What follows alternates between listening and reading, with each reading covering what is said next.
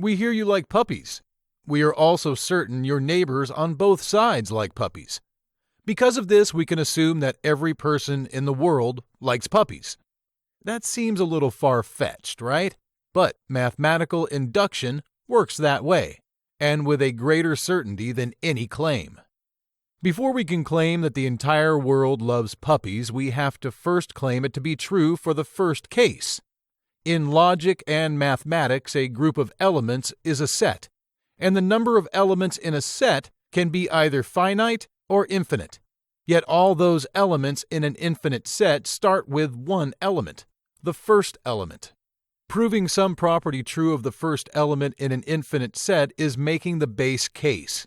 In this silly case of the universally loved puppies, you are the first element. You are the base case, n. You love puppies. Your next job is to prove, mathematically, that the tested property P is true for any element in the set. We'll call that random element K, no matter where it appears in the set of elements. This is the induction step. Instead of your neighbors on either side, you will go to someone down the block, randomly, and see if they, too, love puppies.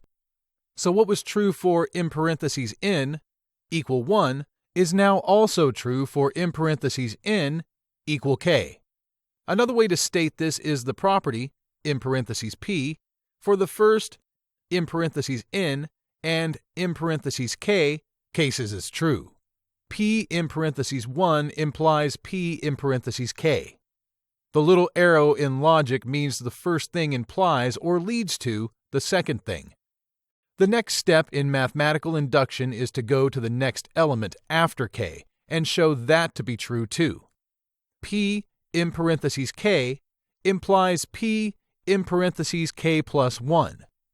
If you can do that, you have used mathematical induction to prove that the property P is true for any element, and therefore every element in the infinite set.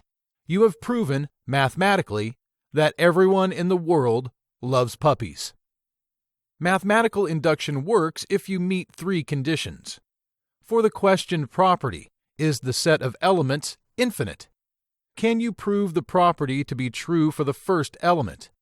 If the property is true for the first k elements, can you prove it true of k plus 1? So while we use the puppy problem to introduce the concept, you can immediately see it does not really hold up under logic because the set of elements is not infinite. The world has a finite number of people. Here is a more reasonable use of mathematical induction. Show that given any positive integer n cubed plus 2n, yields an answer divisible by 3. So, our property P is n cubed plus 2n is divisible by 3. Go through the first two of your three steps. Is the set of integers for n infinite? Yes. Can we prove our base case that for n equal 1, the calculation is true? 1 cubed plus 2 equals 3. Yes. P(1) is true. We have completed the first two steps. Onward to the inductive step. Remember, 1 raised to any power is always equal to 1. For example, 1 cubed equals 1 times 1 times 1. Assume for a moment that P(k) is true. K cubed plus 2k is divisible by 3. That means k cubed plus 2k equal 3z, where z is a positive integer. Now the next step.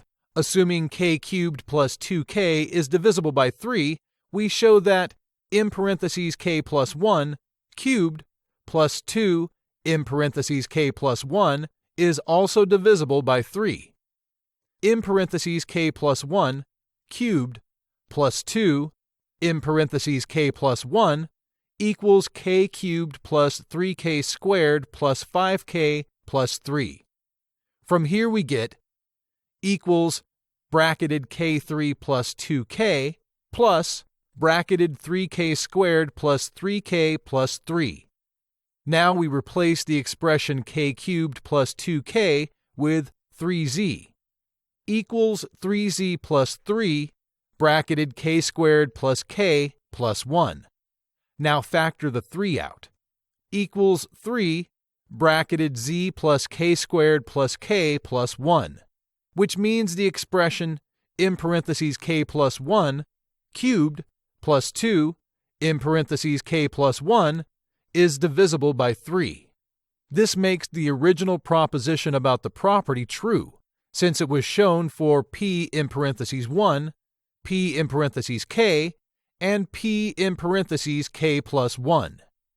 Now that you have worked through the lesson and tested all the expressions, you are able to recall and explain what mathematical induction is, identify the base case and induction step of a proof by mathematical induction, and learn and apply the 3 steps of mathematical induction in a proof, which are the base case, induction step, and k plus 1.